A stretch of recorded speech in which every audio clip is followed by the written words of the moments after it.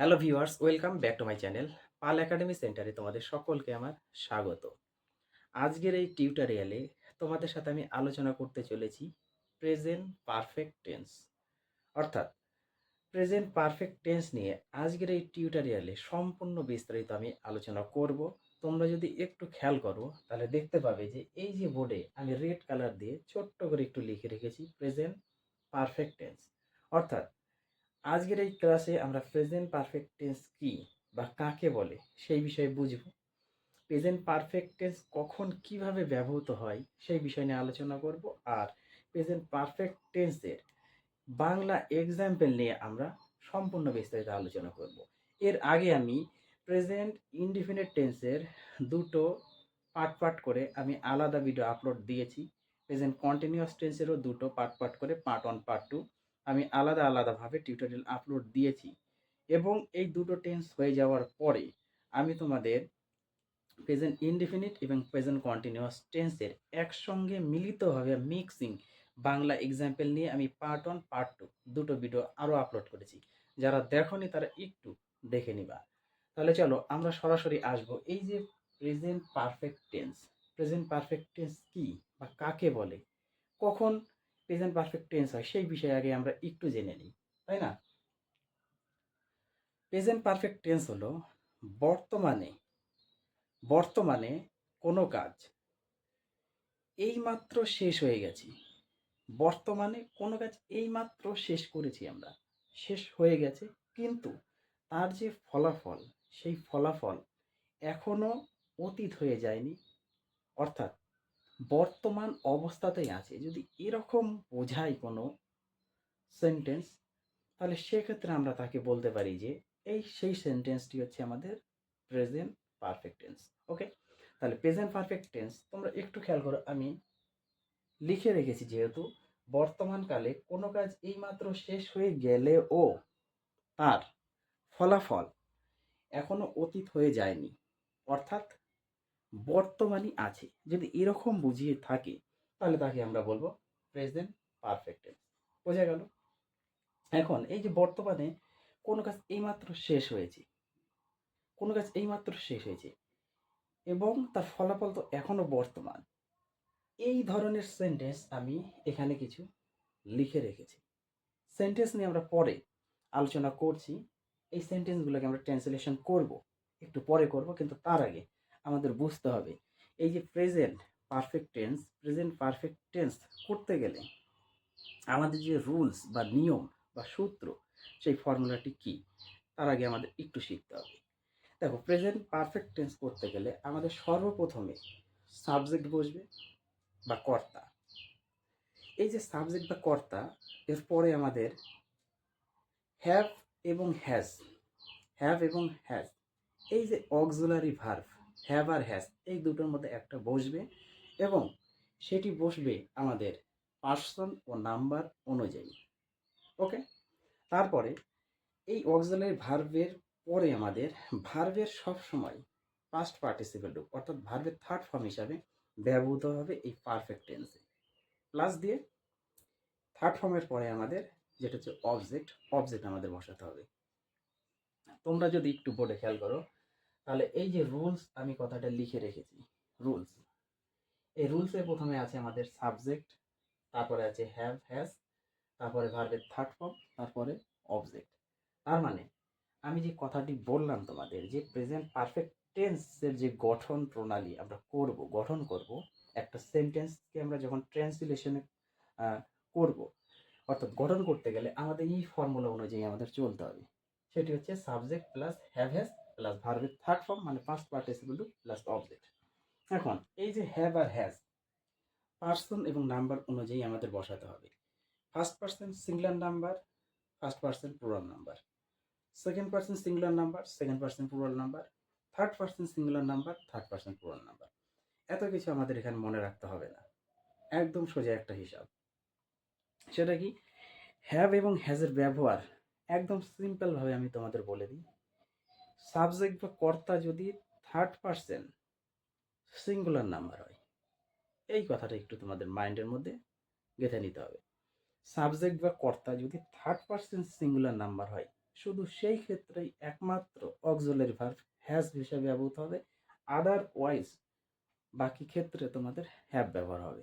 দেখো আমি একটু লিখে রেখেছি, third person singular number subject বা কর্তা যদি হয় সেক্ষেত্রে শুধু হ্যাজ, সেক্ষেত্রেই শুধু হ্যাজ, বাকি সব ক্ষেত্রে তোমাদের হ্যাভ ব্যবহৃত হবে।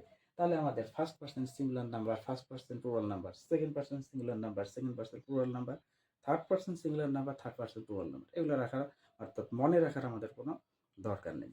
শুধু আমাদের মনে রাখতে হবে যে সাবজেক্ট বা কর্তা যদি থার্ড পার্সন সিঙ্গুলার নাম্বার হয় তাহলে সেক্ষেত্রে আমাদের হ্যাজ ব্যবহৃত হবে, বাকি আদারওয়াইজ ক্ষেত্রে আমাদের চোখ বন্ধ করে হ্যাভ ব্যবহৃত হবে। এই যে জিনিসটুকু হচ্ছে most important things for every students. আমি কথাটা লিখে রেখেছি কেন জানো? Most important things for every students, অর্থাৎ প্রত্যেকটি ছাত্রছাত্রীর জন্য এই যে পার্ট পারফেক্ট টেন্সের এই পার্টটা খুবই ইম্পর্টেন্ট। এই জন্য এই কথাটা আমি এখানে একটু মেনশন করেছি। এইবার আসি আমরা মেন যে উদাহরণ আছে, উদাহরণগুলো এবার একটু আমরা আলোচনা করি। আমরা যেহেতু রুলস জেনে গেছি, প্রেজেন্ট পারফেক্ট টেন্সের রুলস বা ফর্মুলা জেনে গেছি এবং প্রেজেন্ট পারফেক্ট টেন্স কাকে বলে সেই বিষয়ে আমরা জেনেছি। এখন আমাদের জানতে হবে এই যে প্রথমে বাংলা উদাহরণ, এই উদাহরণটা আমাদের ট্রান্সলেশন করতে হবে। কি বলে যে ছেলেটি চেয়ারটি ভেঙেছে। এখানে ভাবো তো, ছেলেটি চেয়ারটি ভেঙেছে তার মানে কি? বর্তমানে কোনো কাজ এইমাত্র শেষ করেছে, চেয়ার ভাঙা শেষ হয়ে গেছে, কিন্তু তার যে ফলাফল, একটু ভাবো এখানে তার যে ফলাফল, সেই ফলাফলটা তো এখনো অতীত হয়ে যায়নি, বর্তমান। অর্থাৎ তার পরে যে রিয়াকশনটা কি হবে সেটা কিন্তু এখনো বাকি আছে। এইরকম ধরনের সেন্টেন্স যদি এইরকম কোনো একটা ঘটনা ঘটে তাহলে আমরা ব্যবহার করতে পারবো প্রেজেন্ট পারফেক্ট টেন্স। তাহলে ছেলেটি চেয়ারটি ভেঙেছে, এটা একদম প্রেজেন্ট পারফেক্ট টেন্স। এখন ছেলেটি চেয়ারটি ভেঙেছে যেহেতু, তাহলে সেহেতু আমাদের সাবজেক্ট ভার্ব অবজেক্ট একটু খুঁজে নিতে হবে। এই যে ছেলেটি হচ্ছে আমাদের সাবজেক্ট, ভাঙা হচ্ছে আমাদের মেন ভার্ব এবং চেয়ারটি হচ্ছে অবজেক্ট। তাহলে আমরা এখানে যদি একটু ট্রান্সলেশন যদি করি, সাবজেক্ট প্রথমে আমাদের বসবে, তাহলে সাবজেক্ট হচ্ছে ছেলেটি, দা বয় আমরা লিখতে পারি দা বয়। এবার the by third person singular number, তাই না? থার্ড পার্সন সিঙ্গুলার নাম্বার হলে আমি সবসময় বলছি কিন্তু তোমাদের হ্যাজ ব্যবহৃত হবে। তাহলে দা বয় হ্যাজ হয়ে গেল। এইবার আছে আমাদের ভার্বের থার্ড ফর্ম বলবে, থার্ড ফর্ম বসবে আমাদের। তাহলে ভাঙার ইংরেজি হচ্ছে ব্রোক, ব্রোক মানে হচ্ছে ভাঙা।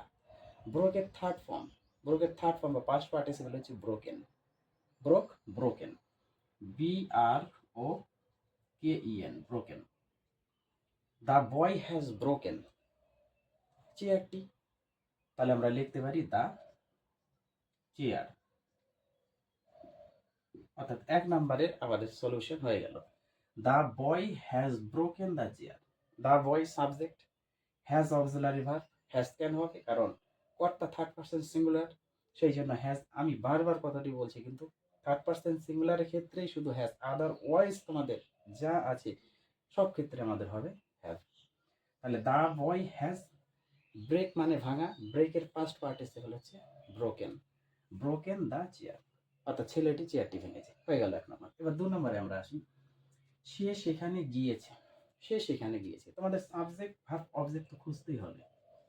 সে হচ্ছে সাবজেক্ট, গিয়েছে হচ্ছে মেন ভার্ব, আর সেখানে হচ্ছে আমাদের অবজেক্ট। তাহলে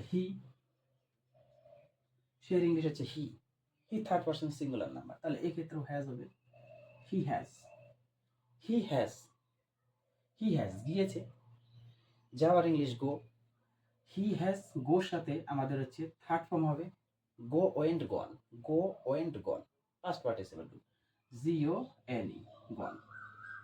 তাহলে হি হ্যাজ গন, এই যে সেখানে, শেখার ইংলিশ কি? দেয়ার মানে হচ্ছে সেখানে, THERE, দেয়ার মানে হচ্ছে সেখানে, হেয়ার মানে হচ্ছে এখানে। তাহলে হি হ্যাজ গন দেয়ার, অর্থাৎ সে সেখানে গিয়েছে। পরিষ্কার? এইবার 3 নম্বর এক্সাম্পলে আমরা আসি, তারা এখানে এসেছে। সাবজেক্ট ভার্ব অবজেক্ট তোমাদের খুঁজতে হবে। তারা এখানে এসেছে, তারা হচ্ছে সাবজেক্ট, এসেছে হচ্ছে আমাদের মেন ভার্ব, আর এখানে হচ্ছে আমাদের অবজেক্ট। তাহলে তারার ইংলিশ হচ্ছে দে হচ্ছে প্লুরাল নাম্বার, অর্থাৎ প্লুরাল নাম্বার। এবার দে পুরো নাম্বার যেহেতু, তাহলে হ্যাভ হবে, দের সাথে have, they have, they have এসেছে, আসার ইংলিশ হচ্ছে কাম, কামের পাস্ট পার্টিসিপল কাম, কাম কেম কাম, কাম কেম কাম, তাহলে they have come, COME, come, they have come, তারা এসেছে এখানে, এখানে ইংলিশ হচ্ছে here, HER, here, they have come here, তারা এখানে এসেছে। এইবার পরের আমরা যে এক্সাম্পলটা একটু পড়ি। আমি এটা করেছি, আমি এটা করেছি, সাবজেক্ট ভার অবজেক্ট আমাদের খুঁজতে হবে। আই হচ্ছে সাবজেক্ট, করেছি হচ্ছে মেন ভার, আর এটা হচ্ছে আমাদের অবজেক্ট। তাহলে আই, সাবজেক্ট হবে আই, আয়ের সাথে সবসময় হ্যাভ হয়, আই হ্যাভ, আই হ্যাভ, আমি এটা করেছি, করা ইংলিশ কি, ডু, তাহলে ডু এর আমাদের পাস্ট পার্টিসিপল হচ্ছে done, DONE, done, I have done, এটার ইংলিশ হচ্ছে it, I have done it, I have done it, আমি এটা করেছি।